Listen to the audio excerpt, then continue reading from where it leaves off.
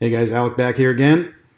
The topic we're going to be talking about today is something that you can easily do and implement to start the process of increasing sales through activity, outbound activity, rather than just waiting for the phone to ring and orders to come in. And then I'm going to be discussing why many businesses don't do that, why many small and mid-sized businesses don't do that. I was actually talking with one company yesterday that we're looking to actually purchase. And this is typical of small businesses. They don't have any marketing activity. They don't have any sales activity. They just kind of cruise along and accept what the market will give them. Now, I asked specifically this question. So why haven't you done any marketing? And the answer was, well, I don't want to take on any more work. Let's break that down into the reasoning. What the owner really means is it's not that he doesn't want to take on more work. He thinks that he's going to take on more work personally, and he feels maxed out. That's the reason why. And the reason for that primarily is lack of structure. There's no structure in the business. And in terms of what the business needs, as more business gets taken on, that means more responsibility on his shoulders. And that just means more hours at work. So who would give up more profit if they didn't need to avoid that additional work level? I mean, nobody would. And one of the biggest problems with small and even mid-sized businesses is when it comes to sales activity and outbound marketing is that they don't take into consideration the fact that the structure of their company is wrong. It's not designed for growth. Everything revolves around the owner. And that's the reason why they don't take that step forward to grow their sales, because as you grow your sales and you grow your profitability, and you do that in a manner that is structured and done in a specific way where you don't grow massively, you grow consecutively and consistently year by year. And that way number one, you will improve your profits. But number two, when you actually get to the point where you want to sell your business, you're going to be far ahead of the owner that sits there and doesn't want to take on more business. So again, the value of your business depends on your net profit before taxes and how consistent that is. The higher the number, the more your business is worth. So the way that you get there over a period of time, over a period of years, is you have to grow your business. You can't be stagnant, and you can't have the attitude, well, I don't want to take on more work because I feel stressed out and maxed out. Well, the reason you feel stressed out and maxed out is because you don't have the proper structure in your business. So you need a proper structure. And I discussed that in some of my other videos previously. So you may want to review those and get a feeling on how to do that and get that implemented, because it's worth tens of thousands and hundreds of thousands of dollars if you do get that implemented.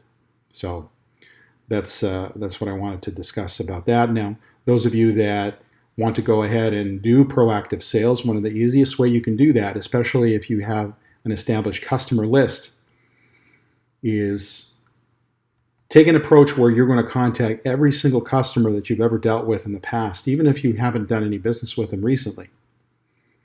So you call them up, and an easy approach to this is you or one of your workers can call them up if they're trustworthy and they can do this kind of work. But it's pretty straightforward. You call them up and you say that the reason you're calling is you want to double check the information that you have on hand on who the key person is that they should be talking to, or you should be talking to for your business. Who's the contact person? Who's the purchasing manager? Should you be talking to the owner? Should you be talking to an operations manager? Find out who that is if you haven't talked to them in some period of time, or just confirm who it is that you have been dealing with in the past. Make sure that they're still there, and if they're not, who's the new person? What's their contact email, their best contact phone number or extension? And update your records. And say that's the reason why you're updating the records, but your underlying reason for calling is not just that. It's to see if your customer has any work available for you, has any need. But the way that you ask for that is you ask them if there's any problems that they're experiencing that you might be able to help them with as a company, and see what they say. But you have to be talking to the right person. And you do that for every single customer that you've dealt with in the past. And that way you're going to not only update your records, you can gain new business from that, or you will gain new business from that, depending on how big your list is and how involved you get into conversations about problem solving. Remember, you want to ask them, is there any problems that they currently have that they might need help with? They might not be at that moment in time, but they might come up with something like, well, not at the moment, but in about 2 or 3 months, we got this project coming on, and maybe you guys can give us a price on it. Or we have a problem with this particular supplier. We've got some shipment coming in, and it's coming in a couple of weeks, which will give us a supply of about 5 or 6 months.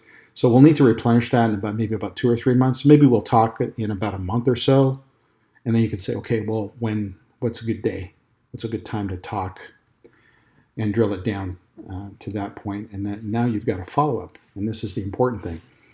The follow-up needs to happen. You have to make sure that those follow-ups occur in a timely manner.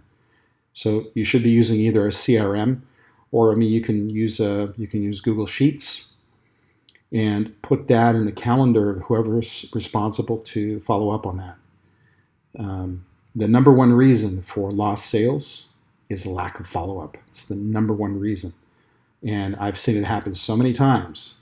I had an appointment with somebody from LinkedIn today that I had a conversation with through text. And we set up a time about 2 weeks ago. The time came and went. They never called me. So my impression of them is, I can't deal with someone like that if they can't even show up at an appointment on time. You probably feel the same way. But anyway, make sure those follow-ups occur in a timely manner, and make sure that they happen consistently and persistently, and that those times and dates when you agree that you're going to meet someone, you're going to talk to them, when they come up, make sure you show up on time. Don't be late. All right, that's all I want to talk about today. And now, fun fact.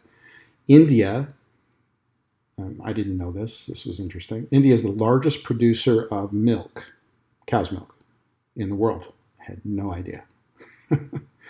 Anyway, that's it for today. We'll see you in the next video. If you like what you see, give it a thumbs up, please. And don't forget to subscribe and share if you feel somebody might be able to be helped from our conversation here. And then until next time, keep raising your profits.